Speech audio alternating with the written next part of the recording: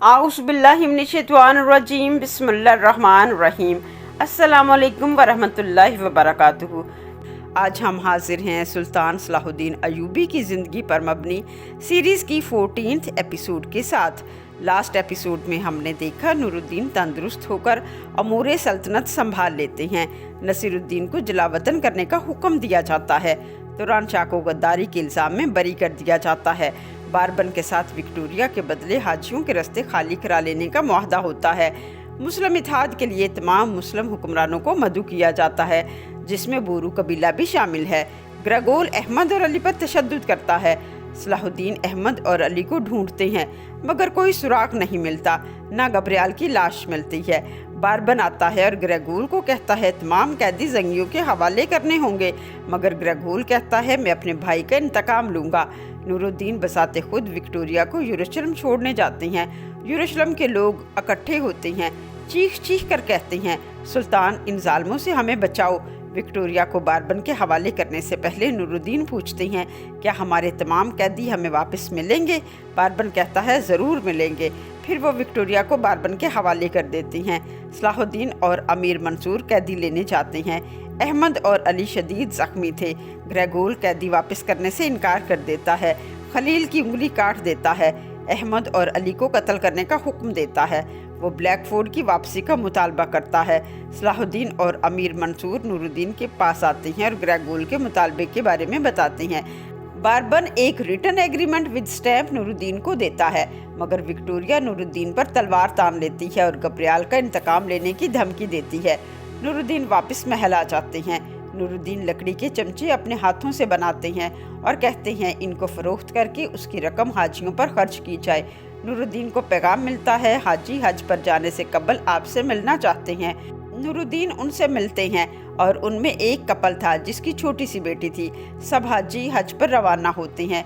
गब्रियाल के भाई ग्रेगोल को विक्टोरिया गब्रियाल के इंतकाम पर उकसाती है और कहती है जाकर हाजियों के रास्ते लहूलुहान कर दो। ग्रेगोल अपने साथियों के साथ जाकर हाजियों को कत्ल कर देता है और छोटी बच्ची को जिंदा छोड़ देता है और उसके बाप को कैदी बना लेता है। नूरुद्दीन को खबर जाती है कि हाजियों पर हमला हो गया है। सलाहुद्दीन जाते हैं। ग्रेगोल की कुल्हाड़ी मिलती है जिससे सलाहुद्दीन पहचान जाते हैं ये हमला किसने किया है। वो बच्ची को महल ले जाते हैं। नूरुद्दीन अपनी बीवी को हुक्म देते हैं कि आप इसकी बेहतरीन तरबियत करें। इतने में ग्रेगोल महल आ जाता है और कहता है तुम मेरे बाप के कातिल हो। उस्ताद को खोकर दोबारा यतीम नहीं होना चाहता। एक कैदी का सर साथ लेकर आता है और कहता है मेरा उस्ताद वापस कर दो वरना सबको मार दूंगा। सलाहुद्दीन अयूबी उसकी बात मानने से इनकार कर देते हैं। ग्रेगोल वापस अस्कलान आकर हुक्म देता है जंग छिड़ने वाली है, आतिश मवाद मंगवा लो ताकि जब जंगी अस्कलान आएँ तो उन्हें मालूम हो जाए वो आग में भुन जाएंगे। कलीसिया की फ़ौज और सलीबी फ़ौज सब तैयार रहें। उधर नूरुद्दीन भी मनसूबाबंदी करते हैं अस्कलान का मुहासरा करने का और कैदियों की वापसी का। कैदियों की वापसी के लिए सलाहुद्दीन को भेजते हैं। नसीरुद्दीन की जलावतनी का मामला इस्फहानी वज़ीर के हवाले कर देते हैं। उधर नसीरुद्दीन अपनी हमायती फ़ौज को इकट्ठा करता है, उन्हें हदायत देता है जब हम जलावतन होने लगे तो हमला करके हमें बचा लेना। फ़ौजी ऐसा ही करते हैं। नसीरुद्दीन की फ़ौज नूरुद्दीन के तमाम सिपाहियों को मार देती है। अमीर रेहानी नसीरुद्दीन से पूछता है अब शहजादे क्या मंसूबा है। नसीरुद्दीन कहता है एक राज है गहरा जो अफशा किया जाएगा। वो राज था सलाहुद्दीन की रज़ात का। नसीरुद्दीन सीधा उस दाया के घर जाता है जो नूरुद्दीन की बीवी की डिलीवरी के दौरान वहाँ मौजूद थी। दाया से पूछा बताओ क्या नूरुद्दीन का बेटा फौत नहीं हुआ था। दाया ने कहा जी वो जिंदा था। नसीरुद्दीन ने उसके खामद को दबोच लिया और उसका कान छुरी से काट दिया और दाया को धमकी दी सच बताओ वरना मैं उसके टुकड़े टुकड़े कर दूंगा। दाया ने बता दिया कि नूरुद्दीन का अपना बेटा फौत हो गया था। नसीरुद्दीन ये सुनकर सीधा महल में आ गया। नूरुद्दीन के सामने खड़ा होता और कहता है मैंने सलाहुद्दीन के राज को जान लिया है, वो आपका नहीं अयूब का बेटा है। उधर सलाहुद्दीन को सूफिया बताती है कलीसिया के सरदार आछी मवाद लेकर आ रहे हैं और ग्रेगोल आपको फंसाने की चाल चल रहा है। सलाहुद्दीन अमीर मंसूर के पास जाते हैं, उसे बताते हैं मैं अस्कलान कैदी लेने जा रहा हूँ, कैद खाने का कोई राज खुफिया रास्ता हो तो मुझे बताओ। सुरैया सलाहुद्दीन की रहनुमाई करती جاتی ہے۔ صلاح الدین اور ان کے ساتھی کلیسیا سے آنے والے آتشی مواد اور فوج کو راستے میں دبوچ لیتے ہیں۔ گریگول سب دیکھ رہا ہوتا ہے۔ صلاح الدین اور اس کے ساتھی کلیسیا کے سرداروں کے یونیفارم خود پہن لیتے ہیں اور گاڑیاں لے کر اسکلان پہنچ جاتے ہیں۔ گریگول آتشی مواد لے کر انہیں کہتا ہے، جاؤ اسکلان کی جی بھر کر سیر کرو۔ خود صلاح الدین اور ان کے ساتھیوں کا پیچھا کرتا ہے۔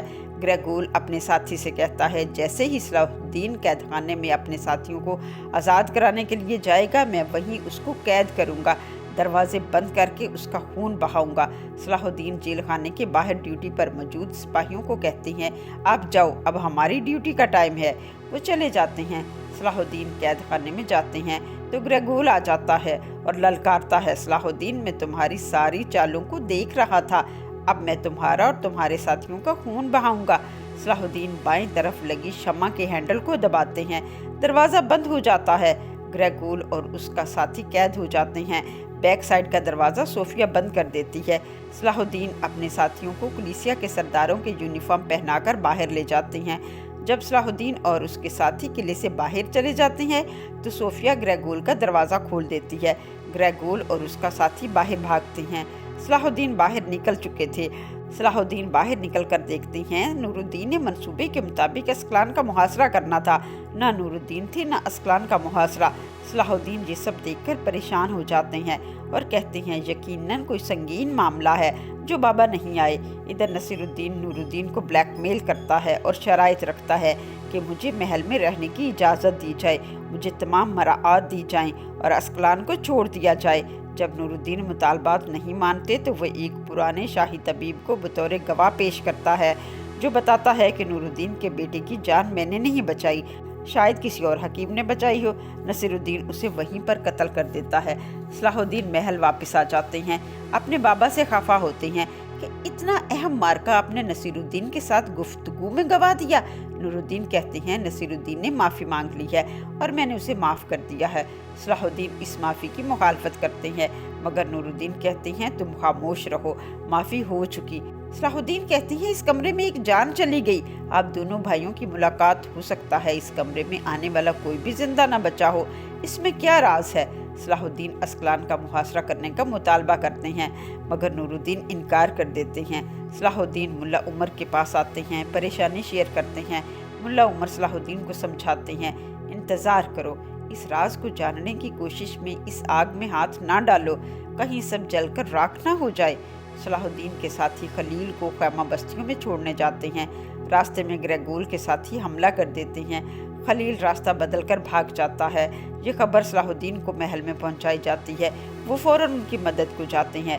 نور الدین کی بیوی نصیر الدین کی فیملی کو محل میں دیکھ کر بھڑک اٹھتی ہے، اپنے خامن سے الجھتی ہے۔ نور الدین کہتے ہیں، میرے فیصلے کی اطاعت کرو ورنہ اپنے باپ کے محل میں چلی جاؤ۔ وہ بھی خاموش ہو جاتی ہے۔ خلیل راستہ بدلتا ہے اور گریگول اسے مار ڈالتا ہے۔